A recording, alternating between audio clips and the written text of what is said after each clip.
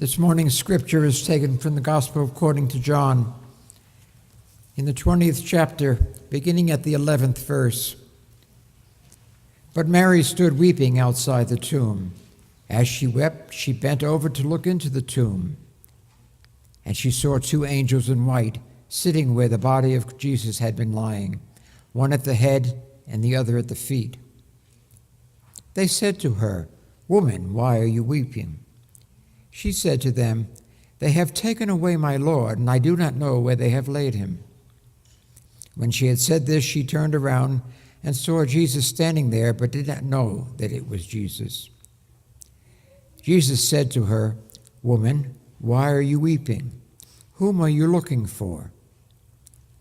Supposing him to be the gardener, she said to him, "Sir, if you have carried him away, tell me where you have laid him, and I will take him away." Jesus said to her, "Mary." She turned and said to him in Hebrew, "Rabboni," which means teacher. Jesus said to her, "Do not hold on to me, because I have not yet ascended to the Father. But go to my brothers and say to them, I am ascending to my Father and your Father, to my God and your God." Mary Magdalene went and announced to the disciples, "I have seen the Lord." And she told them that he had said these things to her.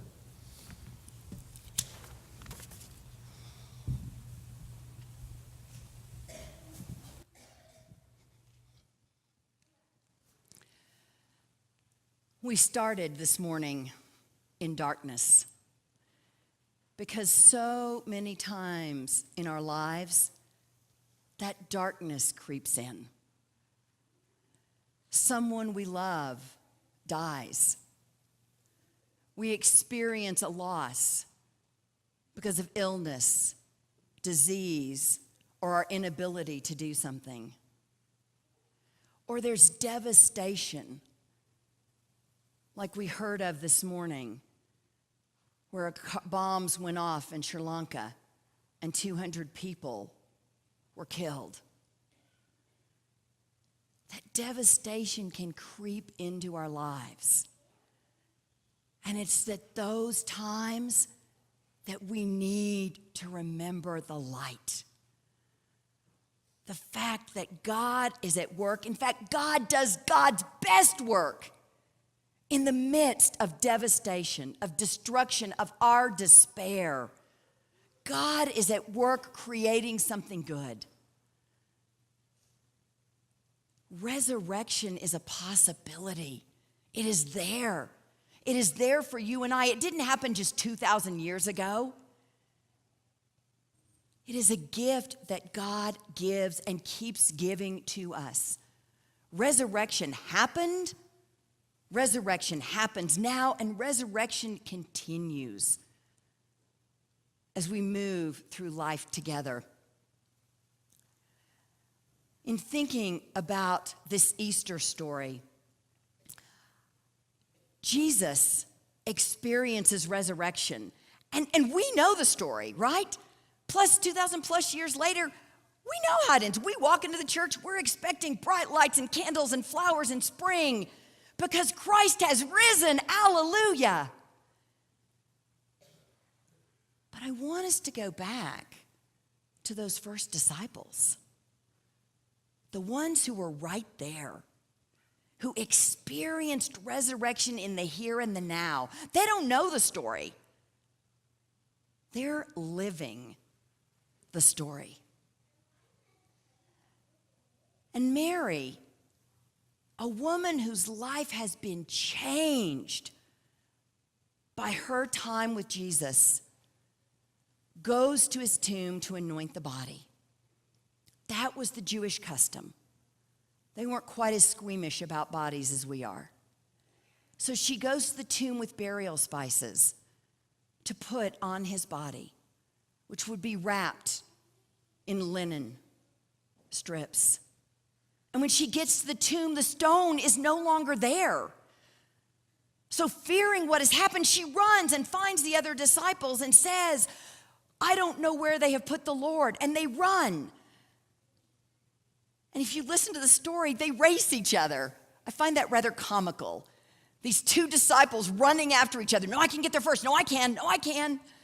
And the one who gets there first stops and doesn't go into the tomb because he's not sure exactly what he's going to find. But then Peter, who's behind him, goes in and he sees the wrappings that were covering Jesus laying on the burial bench, and the one that covered his head neatly rolled up and placed where his head would have been. And I love the phrase, they saw and believed. To me, that is the essence of hope. When you and I believe and trust that no matter what is happening, God is at work doing something new, doing something good. They believed. Hope was there. But then there's this little line, but they did not yet understand.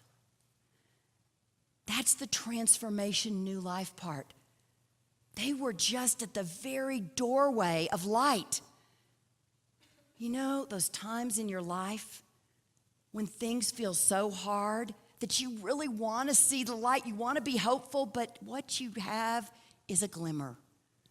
You just see the glimpse of the light.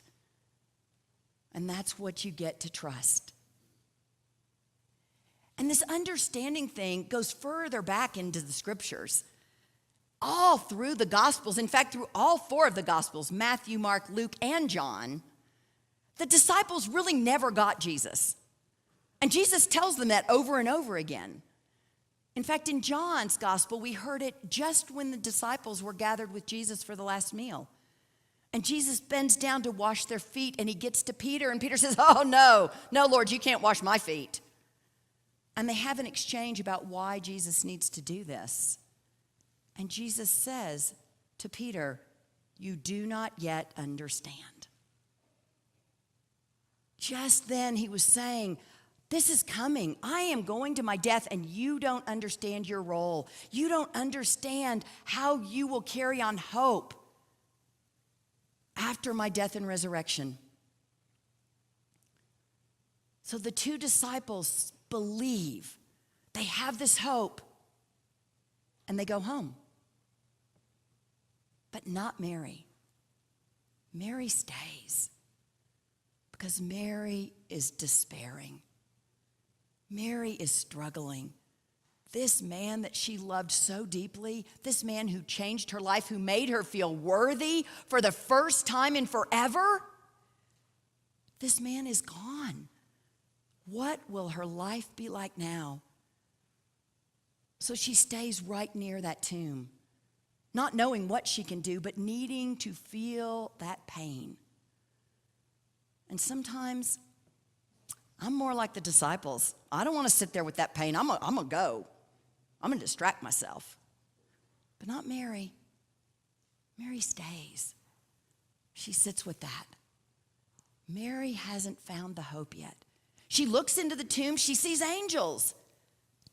Doesn't spark her hope. It says to me that each of us has hope that is sparked differently. So then Mary turns and she sees what she assumes to be the gardener. And she says, "Where have you taken my Lord? Tell me and I will go get him." And then Jesus speaks her name, Mary. And immediately she recognizes who he is, Rabboni! And she wants to hold on to him, but he says, "Don't hold on to me. I have not yet done what I need to do. I've not yet ascended to the Father. Go and tell the others." And that's when I think Mary's hope is sparked. And she runs and she says, "He is risen. I have seen the Lord." And you can hear the excitement. I can when I read that passage. I have seen the Lord. There's that hope. And her hope is deep. It is bubbling over.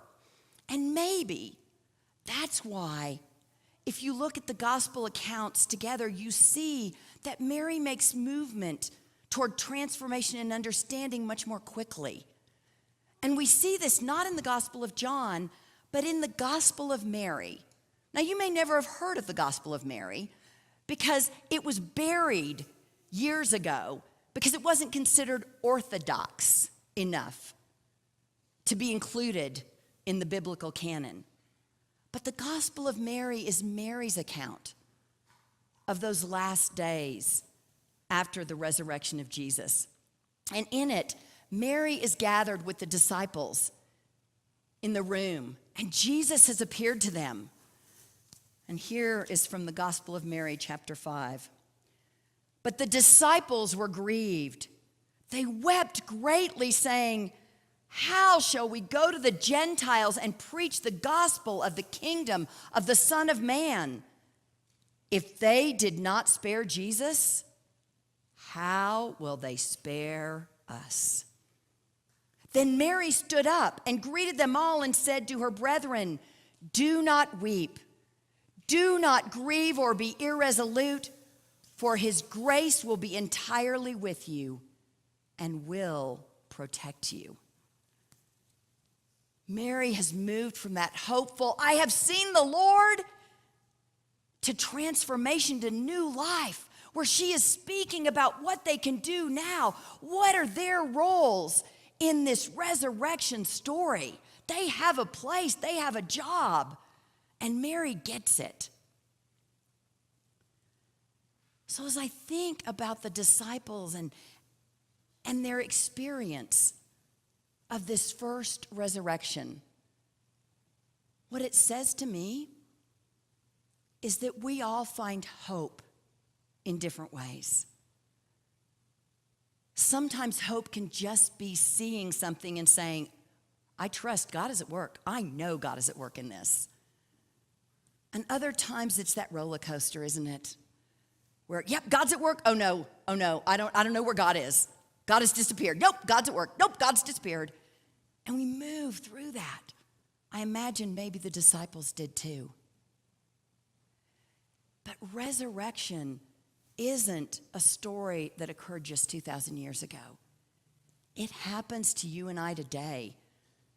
I was talking to someone the other day about what is happening in their life, and I said, you have a resurrection story right here.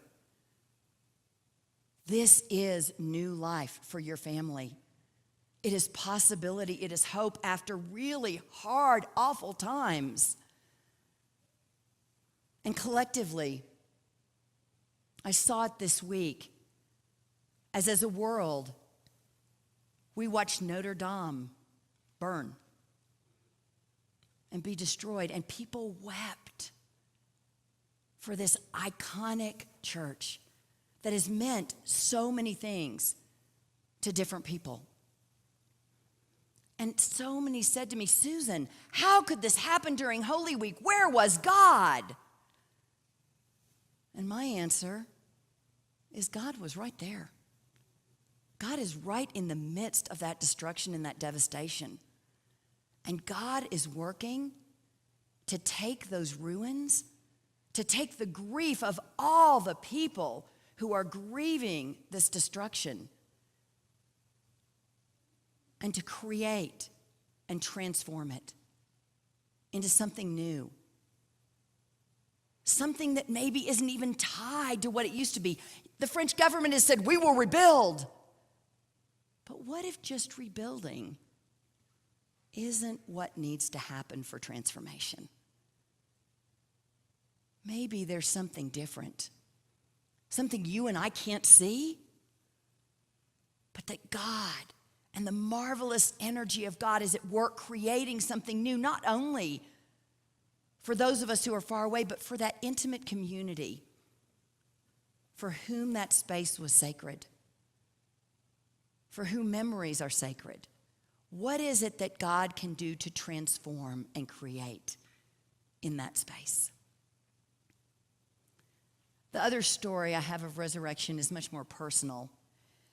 Some of you who know me know that my daughter Barbara struggles with depression. And 5 years ago, she was hospitalized for quite a while for her depression. She lost the joy, that spark of life. She was a a happy, joyful girl. We used to joke she never met a person she didn't know. And if she did, they were her friend within 2 seconds. And depression just sucked that out of her. She lost the joy in life and became an empty shell. And like Mary, there were days I wept. I wept for what was not there. I wept because I couldn't see the possibility. I trusted.